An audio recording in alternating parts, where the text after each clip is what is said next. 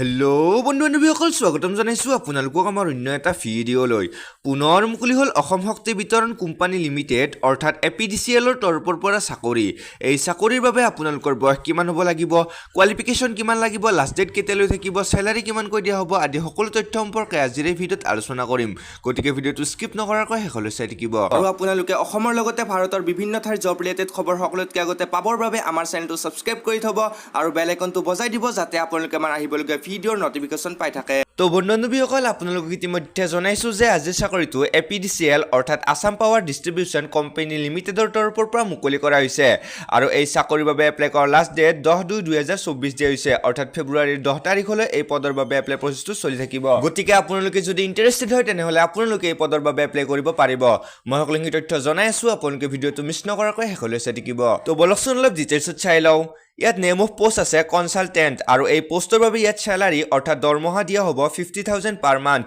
অৰ্থাৎ প্ৰতি মাহে 50,000 কৈ টকা দৰমহা দিয়া হ'ব গতিকে আপোনালোকে যদি এলিজিবল হয় তেনেহলে আপোনালোকে এই পদৰ বাবে এপ্লাই কৰিব পাৰিব সো এতিয়া চাওক এলিজিবিলিটি ক্ৰাইটেৰিয়াখিনি ইয়াত ৰেসিডেন্সিপ আছে candidate must be a domicile of Assam the candidate must be a citizen of India অৰ্থাৎ ক্যান্ডিডেটজন ভাৰতীয় নাগৰিক হোৱাৰ লগতে অসমৰো স্থায়ী বাসিন্দা হ'ব লাগিব আৰু এই পদৰ বাবে ইয়াত এজ লিমিট দিয়া হৈছে the maximum age of the candidate shall not be more than 64 years অৰ্থাৎ ক্যান্ডিডেটজনৰ বয়স 18 ৰ পৰা 64 ইয়াৰ্ছৰ ভিতৰত হ'ব লাগিব আৰু এই চাকৰিৰ বাবে ইয়াত এডুকেশ্যন কোৱালিফিকেশ্যন বিচাৰিছে must possess degree in electrical engineering from an university অৰ্থাৎ ইলেক্ট্ৰিকেল ইঞ্জিনিয়াৰিঙত ক্যান্ডিডেটজনৰ ডিগ্ৰী থাকিব লাগিব তেহেতেও এই পদৰ বাবে এলিজিবল হ'ব